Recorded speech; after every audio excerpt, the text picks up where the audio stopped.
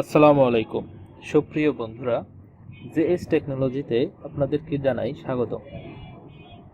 শুরুতে আমরা আজকে দেখব এইচটিএমএল ফাইল কিভাবে তৈরি করতে হবে এবং এইচটিএমএল এর কিছু সিম্পল ট্যাগ নিয়ে আমরা এইচটিএমএল এর সিনট্যাক্স সাজাবো এবং কিছু ট্যাগের ব্যবহার দেখব। চলুন কথা না বাড়িয়ে কাজ শুরু করি। প্রথমে আমরা একটি ফোল্ডার তৈরি করে নিব। তারপর ফোল্ডারের ভিতর একটি .html ফাইল তৈরি করব। নাম এডিট করতে গিয়ে আমরা যদি .txt না দেখতে পাই তাহলে ভিউ থেকে ফাইল নেম এক্সটেনশন আমরা করে দেব, ইনেবল করে দেব, তখন আমরা .extension ফাইলটা দেখতে পাবো। ফোল্ডারের ভিতর মাউস এর রাইট বাটন ক্লিক করে নিউ থেকে টেক্সট ডকুমেন্ট ফাইল নিয়ে নাম এডিট করে index.html দিয়ে দিব এবং এই HTML ফাইলটাকে আমরা আমাদের নির্ধারিত যে এডিটর থাকবে সেই এডিটরে ওপেন করে নিব। index.html ফাইলটাকে ওপেন করে নেওয়ার পর আমরা প্রথমে যে কাজগুলো করব, HTML এর সিনট্যাক্স যেটা আছে আমরা ট্যাগ অনুযায়ী এটা লেখা শুরু করব। তো ভিউয়ার্স, আমরা জানি যে ট্যাগ দুই রকমের হয়, একটা সিঙ্গেল ট্যাগ এবং ডাবল ট্যাগ। সিঙ্গেল ট্যাগগুলো লেস দেন গ্রেটার দেন একটার মধ্যে সীমাবদ্ধ থাকে এবং ডাবল ট্যাগগুলোর শুরু থাকে এবং শেষ থাকে। যেমন HTML ট্যাগ শুরু হলে HTML ট্যাগ শেষ থাকবে। HTML এর কিছু শর্টকাট ব্যবহার করে খুব দ্রুত কোড লেখা যায়। তো প্রথমে আমরা সিনট্যাক্সের মধ্যে যেগুলো দেখতে পাচ্ছি যে কিছু ট্যাগ আছে, যেমন HTML ট্যাগ শুরু শেষ আছে, হেড ট্যাগ শুরু শেষ আছে, বডি ট্যাগেরও শুরু শেষ আছে এবং হেড ট্যাগের ভিতরে কিছু মেটা ট্যাগ আছে যে মেটা ট্যাগগুলোর কাজ আছে। যেমন প্রথমে যে মেটা ট্যাগ আছে সেটার কাজ হচ্ছে বাংলা সাপোর্ট করানো, দ্বিতীয় মেটা ট্যাগের কাজ হচ্ছে আপনার রেসপন্সিভ করার জন্য। তারপরে যে টাইটেল আমরা দেখতে পাচ্ছি এখানে HTML এর আমরা টাইটেল দিয়ে ব্রাউজারের টাইটেল বারে আমরা এই টাইটেলটাকে শো করাবো।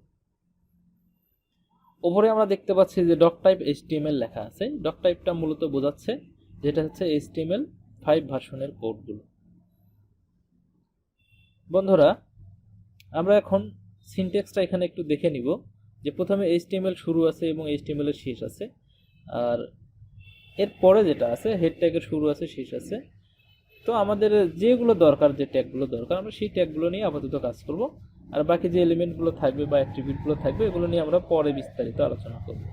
তো শুরুতে আমাদের হচ্ছে HTML ট্যাগ শুরু শেষ, হেড ট্যাগ শুরু শেষ এবং বডি ট্যাগ শুরু শেষ। HTML সিনট্যাক্সে এই তিনটা অংশ থাকে। তো আমরা এই তিনটা অংশের কোন অংশে কি কাজ হয় আমরা সেটা একটু জেনে নেব। HTML অংশের মধ্যে থাকবে হেড অংশ, বডি অংশ, আর হেড অংশের মধ্যে থাকবে টাইটেল, যেটা আমরা সাইডে টাইটেল হিসেবে জেনে থাকি। তারপর বডি ট্যাগের মধ্যে আমাদের ব্রাউজারে যে বডি অংশটা দেখা যাচ্ছে সেই বডিতে আমরা এখানে যেগুলো লিখে দিব সেই লেখাগুলো বডিতে শো করবে। তো প্রথমে আমরা HTML ট্যাগ টাইটেল বারে একটা টাইটেল দিলাম, আর এখানে ব্রাউজারে দেখা যায় যে নিউ ট্যাব, আমাদের যে ট্যাবগুলো আছে এটা হচ্ছে মূলত টাইটেল বার। আমরা এই টাইটেল বারে যে লেখাগুলো দিব, যদি আমরা এই ফাইলটাকে ওপেন করি ব্রাউজারে তাহলে দেখা যাবে যে এই HTML ট্যাগ আমরা যে টাইটেলটা দিয়েছি সেই টাইটেলটা শো করবে।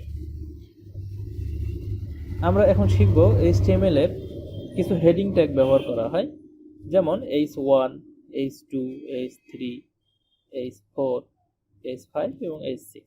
টোটাল এই 6টাকে বলা হয় HTML এর হেডিং ট্যাগ। এই হেডিং ট্যাগগুলোর কারণ হচ্ছে আমরা যখন কোনো প্যারাগ্রাফ লিখি সেই প্যারাগ্রাফ লেখার শুরুতে আমরা হেডিংগুলো দিয়ে থাকি। যেমন আমরা পেপার পত্রিকায় লিখে থাকি যে প্রথমে কিছু লেখাগুলো বড় থাকে, তারপরে কিছু লেখাগুলো ছোট থাকে। তো উপরে যে লেখাটা বড় থাকে সেটা হেডিং হিসেবে থাকে এবং পরে যে লেখাগুলো থাকে সেই লেখাগুলো মূলত প্যারাগ্রাফ হিসেবে থাকে। তো হেডিং ট্যাগ আমরা এভাবে দিতে পারি পর্যায়ক্রমে।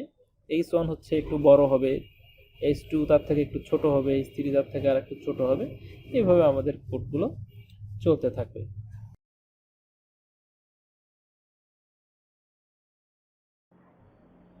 বন্ধুরা, এখানে আমরা দেখতে পাচ্ছি যে কিছু শর্ট টেকনিক ইউজ করে আমরা পুরো ট্যাগ ক্লোজিং করে সেই ট্যাগের ভিতরে কিছু কন্টেন্ট রেখে দিচ্ছি।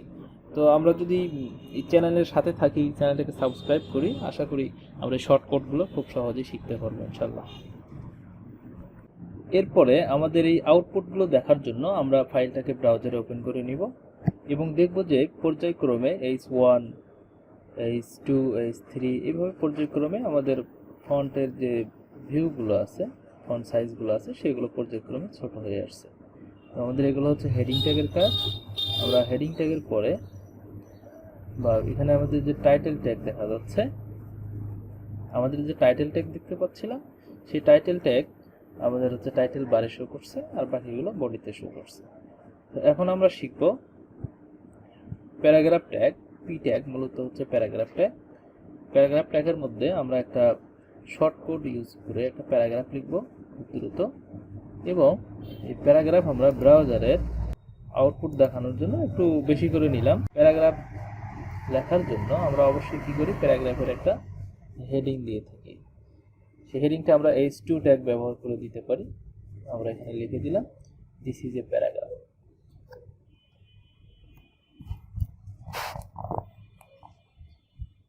আমরা এখন আউটপুটে দেখব, ব্রাউজারটা রিলোড করে, যে এখানে কিছু তথ্য চলে আসছে। প্রথমে একটা হেডিং, তারপরে প্যারাগ্রাফ। আমরা এই প্যারাগ্রাফগুলোকে এখন আস্তে আস্তে কিছু ট্যাগ ইউজ করে দেখব যে আমাদের ট্যাগের সিম্পল কিছু ট্যাগের ব্যবহার। যেমন আমরা প্রথমে একটা এ ট্যাগ নিলাম। এই ট্যাগ মূলত হচ্ছে অ্যাঙ্কর ট্যাগ। এই ট্যাগ ব্যবহার করা হয় মূলত লিঙ্ক করার জন্য। একটা পেজ থেকে একটা পেজের লিঙ্ক, অথবা আমাদের হতে পারে টুইটারের লিঙ্ক হতে পারে, এই লিঙ্কগুলো আমরা এই অ্যাঙ্কর ট্যাগের মাধ্যমে দিয়ে থাকি। অ্যাঙ্কর ট্যাগ দেওয়ার সাথে সাথে আমরা যখন আউটপুট দেখব, তো এখানে আউটপুটের সাথে একটা লিঙ্ক দেখা যাবে। এখানে এই টেক্সটের উপরে মাউস নিলে মনে হবে যে এখানে একটা লিঙ্ক আছে। তো মূলত আমরা এখানে কোনো লিঙ্ক করি নাই, লিঙ্কের জায়গায় হ্যাশ চিহ্ন দেওয়া আছে, যার জন্য বোঝা যাবে যে এটাতে কোনো লিঙ্ক দেওয়া নেই। আমরা আরেকটা ট্যাগ শিখব। এই ট্যাগের নাম হচ্ছে ABBR ট্যাগ বা অ্যাব্রিভিয়েশন ট্যাগ। অ্যাব্রিভিয়েশনের ট্যাগের কাজ হচ্ছে, ট্যাগের মধ্যে আমরা লিখি হচ্ছে একটা অ্যাট্রিবিউটের নাম হচ্ছে টাইটেল। এই টাইটেলের মধ্যে আমাদের থাকবে হচ্ছে ফুল ফর্ম একটা ওয়ার্ডের বা একটা শর্ট ফর্মের ফুল ওয়ার্ড লেখা থাকবে। যেমন আমরা লিখে দিলাম হাইপার টেক্সট মার্কআপ ল্যাঙ্গুয়েজ, আমরা সংক্ষেপে লিখলাম হচ্ছে HTML। তার HTML এর ফুল ফর্ম যেটা আছে সেটা এখানে শো করবে। মাউস নিয়ে গেলে এটা মাউসের পাদদেশে দেখাবে। তো বন্ধুরা, এইভাবে আমরা আরো কিছু ট্যাগ নিয়ে কাজ করব। আমরা একটা ট্যাগ শিখব যে ট্যাগের নাম হচ্ছে ব্রেক ট্যাগ বা লাইন ব্রেক। লাইন ব্রেক ট্যাগের কাজ হচ্ছে, আমরা যেখানে ব্যবহার করব তার পরের যে লাইনটা শুরু হবে সেটা নিচের লাইন থেকে শুরু হবে। পেজটা সেভ হয় নাই, আমরা সেভ করে নিই, তারপর ব্রাউজার রিলোড করলে বোঝা যাবে যে লাইন ব্রেকের কাজটা। এরপরে আমরা একটা ট্যাগ ব্যবহার করব বি ট্যাগ। বি ট্যাগ মূলত হচ্ছে বোল্ড করবে, একটা টেক্সটকে বোল্ড করবে। আমরা বি ট্যাগ শুরু করব এবং বি ট্যাগ ক্লোজ করে দেব। বি ট্যাগটা হচ্ছে আমাদের একটা ডাবল ট্যাগ, আর এখানে আমরা যে বিআর ট্যাগ ব্যবহার করছি সেটাকে বলা হচ্ছে সিঙ্গেল ট্যাগ। বিআর ট্যাগের ডাবল কোনো ক্লোজিং নাই। রিলোড দিলে আমাদের বি ট্যাগের মধ্যে যে টেক্সটটা আছে সেই টেক্সটটা বোল্ড হয়ে গেছে। তারপর আমরা এখানে আরেকটা ব্রেক ট্যাগ ব্যবহার করব এই লাইনটাকে নিচে নিয়ে আসার জন্য, জাস্ট এটা দেখার সৌন্দর্যের জন্য যে প্রত্যেকটা লাইন নিচে নিচে নিয়ে এসে দেখাবে। তো এখানে আমরা আরেকটা ট্যাগ ব্যবহার করব যে বি ট্যাগে বোল্ড হয়।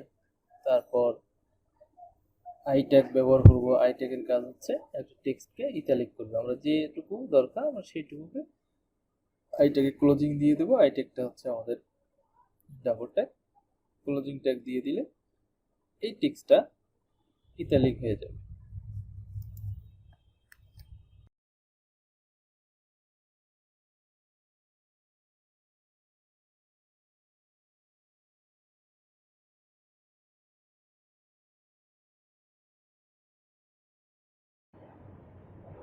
এই একইভাবে আমরা আরো কিছু ট্যাগ লিখব, যে ট্যাগগুলোর নাম হচ্ছে ইউ ট্যাগ। ইউ ট্যাগের কাজ হচ্ছে টেক্সটকে আন্ডারলাইন করবে, এবং এরপরে একটা ট্যাগ আমরা কাজ করব, সেটাকে বলা হচ্ছে মার্ক ট্যাগ। মার্ক ট্যাগের কাজ হচ্ছে মার্ক ট্যাগের শুরু থাকবে, শেষ থাকবে, আর ভেতরে যে কন্টেন্টগুলো থাকবে সেগুলো একটা হলুদ কালার ব্যাকগ্রাউন্ড সহ মার্কিং যাকে বলে মার্ক হয়ে শো করবে। এরপর আমরা আরেকটা ট্যাগ শিখব। ট্যাগের কাজ হচ্ছে বা ট্যাগের নাম হচ্ছে মার্কিউ ট্যাগ। এই মার্কিউর কাজ হচ্ছে যে এই মার্কিউ ট্যাগ শুরু এবং শেষ ট্যাগের মধ্যে যে কন্টেন্টগুলো থাকবে সেগুলো এক সাইড থেকে আর এক সাইডের দিকে যাবে। একটা কথা হচ্ছে যে নিউজ যেভাবে স্ক্রলিং হয় এক পাশ থেকে আর এক পাশে যায়, ঠিক মার্কিউ ট্যাগের কাজ হচ্ছে এই টেক্সটগুলো এক পাশ থেকে আর এক পাশে যাবে। এই মার্কিউ ট্যাগ দিয়ে আমরা সাধারণত সিম্পল ইমেজগুলো অ্যাড করে স্লাইড করতে পারি, ফটোগুলো অথবা টেক্সটকে। তো বন্ধুরা, ভিডিও ভালো লাগলে লাইক কমেন্ট করবেন এবং চ্যানেলটাকে সাবস্ক্রাইব করবেন। ধন্যবাদ আমাদের সাথে থাকার জন্য।